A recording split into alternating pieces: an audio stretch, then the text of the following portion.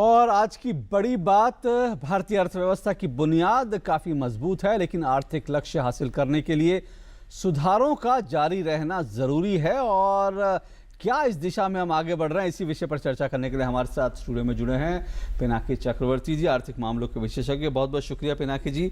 पिनाकी जी, ये जो IMF ने बताया कि भारत की अर्थव्यवस्था अब इतनी बड़ी हो गई है, 1.25 लाख अरब रुपए की अर्थव्यवस्था हो गई है, क्या माना जाए कि एक उपलब्धि है या फिर भारत धीरे धीरे ग्रो कर रहा था, ये उसी प्रक्रिया का एक हिस्सा माना जाए?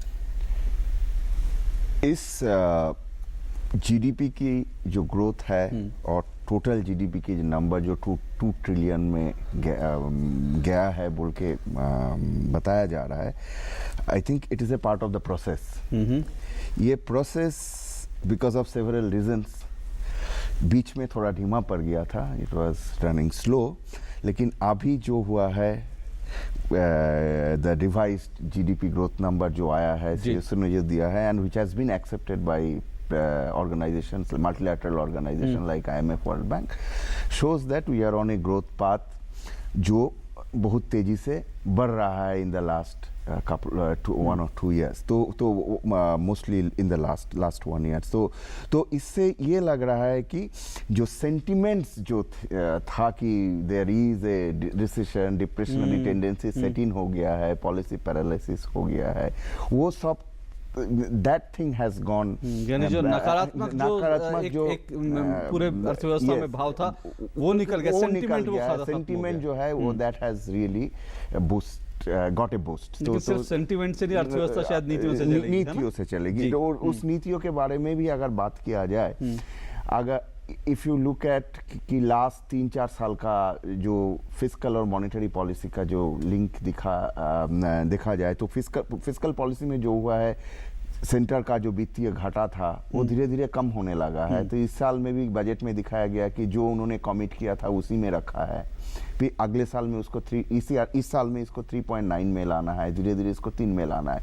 तो वो जो क्रेडिबिलिटी ऑफ फिस्कल पॉलिसी जिसको कहते हैं, वो शायद 12 थोड़ा उसमें इंक्रीज है। क्रेडिबिलिटी फिस्कल पॉलिसी में आया कि ये सेंट्रल गवर्नमेंट जो वित्तीय घाटा रखने की कोशिश कर रहे थे उसी में रखे हैं, and that could be one of the reason कि अभी ये क्रेडिट रेटिंग एजेंसी वाले भी बोल रहे हैं कि इंडिया का रेटिंग बढ़ा रहा है, which was not the case in the last 2-3 years, there was a decline in the rating। तो that helps lot in terms of your external sector environment, क्योंकि capital flows होते हैं, rating agencies numbers are very important for the capital flow in the country, which those FII fellows, FII investors always look for। तो वो भी, so that is another issue that is important in the context of external environment। लेकिन साथ साथ जैसे Fitch ने भी ये कहा है कि भाई जो की है वो ये रहेगा कि जो पॉलिसीज हैं, पॉलिसीज की सब तारीफ कर रहे हैं, पर जो की है वो ये है कि पॉलिसीज का इम्प्लीमेंटेशन किस तरह से होता है, किस रफ्तार से होता है। उस मोर्चे पर आपको चुनौतियां दिखती हैं क्या? Yes, there are several challenges, बहुत सारे चुनौतियां हैं इसमें।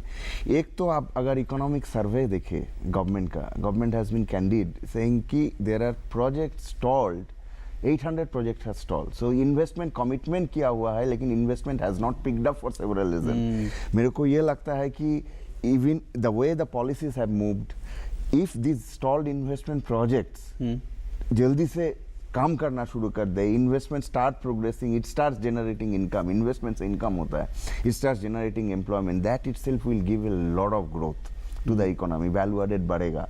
तो आज जो $2 ट्रिलियन इकोनॉमी की हम बात कर रहे हैं, तो वो that will get A faster boost if the stall project start working. तो स्टॉल प्रोजेक्ट का मतलब क्या है? इसमें तो पॉलिसी की कोई बात नहीं है, because we have already committed to this project, लेकिन नहीं हो रहा है because of some reasons. So those bottlenecks will have to be removed, उसको क्लियर करना पड़ेगा, वो एक बड़ा चैलेंज है। दूसरा चैलेंज जो है, हमारे इन्फ्लेशन जो है वो लास्ट 1-2 साल में, लास्ट 3-4 साल में बहुत दिक्कत दी है पॉलिसी मैनेज करने के लिए, बट अभी थोड़ा स्टेबिलिटी आई है। लेकिन कल भी देखिए the signals that comes that we are still not sure because the onion hoarding has still been extended for 1 more year। तो मतलब यह है कि food products and food inflation is still quite high.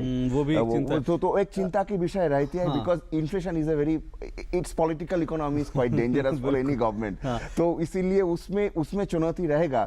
लेकिन RBI का जो monetary policy framework अभी जो है, that is only talking about inflation targeting, and in that context if you look at the RBI का जो recent credit policy announcement हुआ था, उसमें जो interest rate घटाया गया था, that also indicates that RBI also bit comfortable with the inflation situation. आगे क्या होगा, how the crude prices will move in the global environment, वो सारे चीजें रहता है, which is beyond the control of the government. तो those challenges always there. लेकिन पिनाकी जी, एक बात आपसे आखिर में जानना चाहूंगा, क्या हम इस बात पर खुश हो सकते हैं कि हमारी 1.25 लाख अरब की अर्थव्यवस्था हो गई है?